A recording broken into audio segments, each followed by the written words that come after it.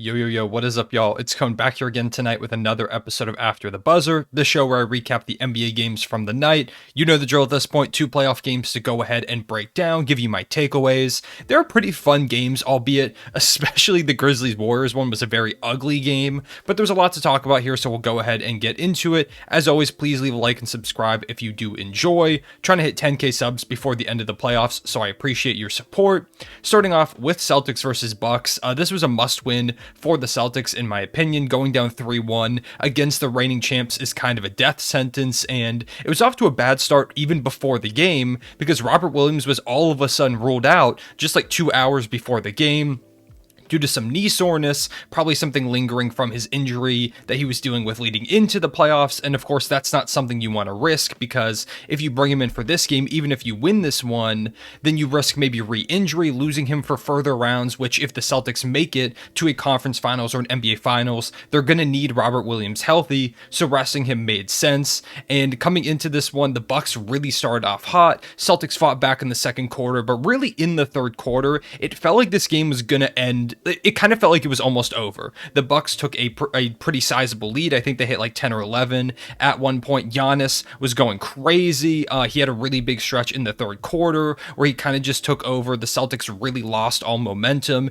and Jason Tatum for most of this game was really nowhere to be found. He was hitting shots here and there, but really he didn't turn up until the fourth quarter, which he ended up with 30, 13, and 5. So he did turn up when they needed him most, but like Jaylen Brown didn't have anything going too much.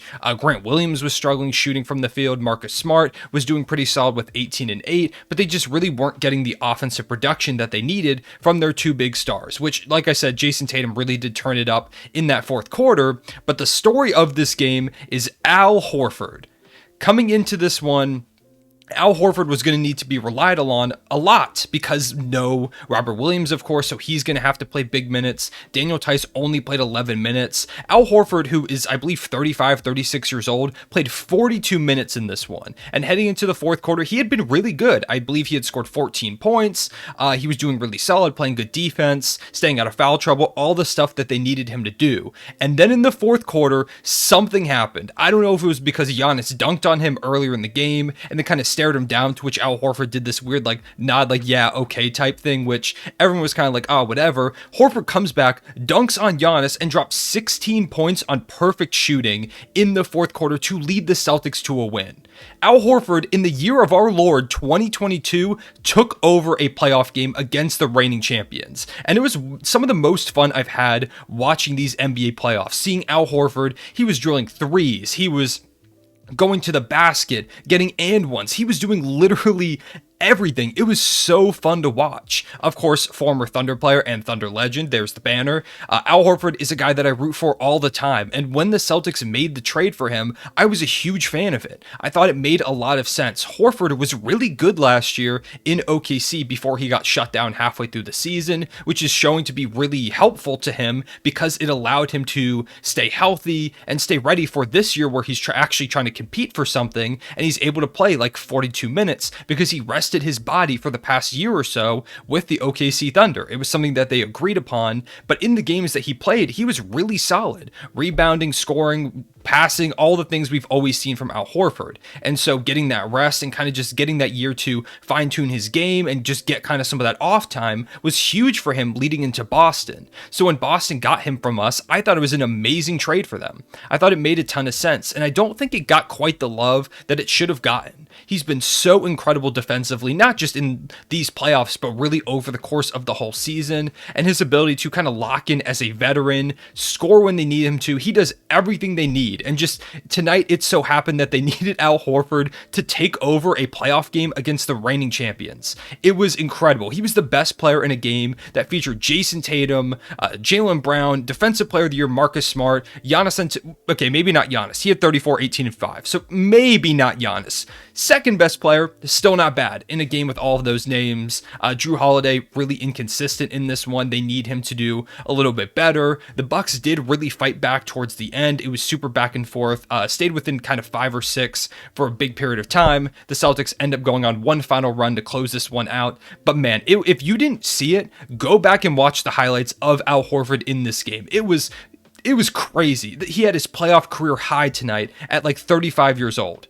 it's incredible. And just the things that he's been doing, the way that he stepped up, in the Celtics in a game where they kind of looked dead in the water. Like I said, in that third quarter, the energy really shifted towards the Bucks, and it felt like the Celtics weren't going to be able to get that momentum back. A 10-point deficit felt almost insurmountable with how their offense was sputtering. And then the fourth quarter, outscoring the Bucks by 15 points, Al Horford turning completely up. It was really fun. So if you missed this game, definitely go check out those highlights. Heading into the next game, it's obviously game 5, especially in a 2-2 series, is always the biggest one outside of like a closeout game or like a game 7. But game 5 is huge. The Boston Celtics are going to need that one. They're going to have Robert Williams back.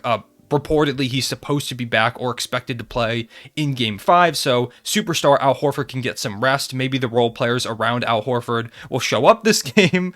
For the Bucks, obviously they won a couple games in a row. So now coming back down to earth, how do they recalibrate heading back to Milwaukee? Does that give them a boost? They're going to need more from Jrue Holiday, more from the peripheral guys. Brook Lopez had a really solid game with 17 and 7, but they need Jrue more. They need more from Grayson Allen. Bobby Portis only had 4 points in 15 minutes. They need more from him. So how are those role players going to step up? Can they be more consistent? Which is one of the big issues with not having Chris Middleton, is you don't have that consistent second option that he gives you, or mostly consistent. No one's ever 100% consistent. Maybe a couple players, but in these playoffs, I feel like especially we've seen even the most consistent of players have weird off games. So who really knows at this point, but that game is going to be huge. I'm really excited for it, and I'm excited to check it out when it does come around.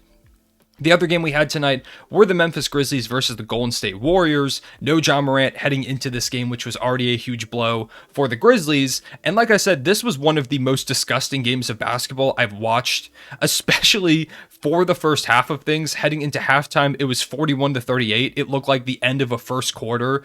In a lot of other NBA games, it felt like a college game, like first to 70 was going to win. It was really slow. Guys were missing shots. The Warriors at one point were like 0 of like 17 or something crazy. Not that much, but something along those lines from 3. Otto Porter was really the only one hitting shots for them from downtown. As for the Grizzlies, of course, with no Ja Morant, they didn't really have the playmaking and creation that they needed. Tyus Jones did have a pretty good game with 19, 6, and 5. Steven Adams had 10 and 15 in a game that he started, despite not really playing much, and he played really solid. Only 27 minutes, but he really kind of held his own, had some big moments for them, so shout to Steven Adams for staying ready. Desmond Bane only had 8 points. Like I said, I think the lack of Ja Morant really takes a dimension out of this Grizzlies offense. There are all those people that joke like, oh, the Grizzlies are better without Ja Morant, but as you watch them, it's very clear that he gives them an element that is so key to their success, especially against a team like the Golden State Warriors, who are really, really good, talented, and most importantly, have championship experience. That showed so much in this game, is the experience the Warriors had. Because after the first half, it kind of got a little more into the flow of things, especially in the fourth quarter, where the Warriors put up 39 points and ended up taking the win by 3 points, 101-98. Steph Curry started to turn up. They started making some pretty good passes. Great rebounding. Draymond Green with a ton of clutch defensive plays despite having 5 fouls for a lot of the game. Jordan Poole had a couple key buckets. They really kind of just started to get things going a little bit, especially Steph, who ended up with 32, 5, and 8 after struggling for most of the game. But what really showed was the lack of experience for the Memphis Grizzlies. That killed them in this game, especially down the stretch. Dillon Brooks, I understand the defensive value, the hustle, the intangibles, whatever. I don't think he should have been in this game down the stretch. He was really bad. Outside of like a 3 he made at the end, right at the buzzer, he was 3 of 17 on the night. He was taking ill-advised shots. He made 1 3, which was wide open catch and shoot, which is fine. If you get that type of look, you're an NBA player. You got to take it. But the next possession down the floor, he took an off the dribble 3 like 5-6 seconds into the shot clock. That was super contested, and it did end up banking off the backboard and going to Kyle Anderson, who was really solid tonight also, and he got a bucket out of it. But you've got to calm down. it kind of just showed like he felt like he needed to take over. He's like, oh, I made one. My team needs me. We're sputtering a little bit offensively. We need to get a bucket. I'm going to go get us one. And then he just pulled up from three like the second he brought the ball down the court. It didn't make sense. He was missing threes left and right, bad shots. He was just shooting kind of anything. And so a lot of that showed. He had like 4 or 5 turnovers, it felt like, in the fourth quarter as well, kicking the ball off his foot, throwing the ball away on bad passes. I think he got a steal and then threw the ball away in transition. Just so many ill-advised plays. Jaren Jackson Jr., who was great defensively at the end of this game, of course, down 3, they go down the court. Jaren Jackson Jr. gets the ball and pulls up double covered for 3 when they could have easily gone for another 2. They had just done the, oh, go get a quick 2 and then foul again. Steph Curry hit both of his free throws. So rather than like setting up a play or like running some kind of action, he just pulls up from 3 double covered and Draymond blocks it and the game's over. Like, instead of doing something like that or passing it off to get a quick 2, there were just so many mental lapses defensively as well, just missing rotations, making mistakes, fouling especially, bad shot selection. It really showed how young this Grizzlies team is, and that was part of why I picked the Warriors to win this series. The Warriors have that experience. It shows a lot in these really ugly games that show up a lot of times in the playoffs. When you have that experience, when you have that veteran leadership, when you have that basketball IQ like the Warriors do, that age as well, because the Grizzlies are one of the youngest teams in the league, it shows a lot on these big stages, especially in these really ugly games. And so in this one, when it came down to it, the Warriors, by the way, only led in the final minute of this game. Like, they didn't have a lead the rest of the game, and yet they still came out on top. It shows to how you stay in that game, you stay ready, you stick to your game plan and end up riding it out to a win at the end when the other team kind of just crumbles. It shows the experience. The lack of experience really showed for the Grizzlies, and that's not really their fault. They haven't been here before, and they're a young team, and as like this run, I'm sure, just this game tonight, I bet gave them a lot of experience and things to take away. It just kind of shows the difference between these two teams in this series. Of course, not having Ja Morant, it was kind of already going to be tough for them to win, but this was one they really had a shot at. Like, in the last minute, if they make a couple more buckets, if they make a couple less mental errors, especially down the stretch, they could have won this game. And if they were able to take this in Golden State, go back to Memphis, get Ja Morant back healthy, hopefully tied 2-2, this is a whole new thing.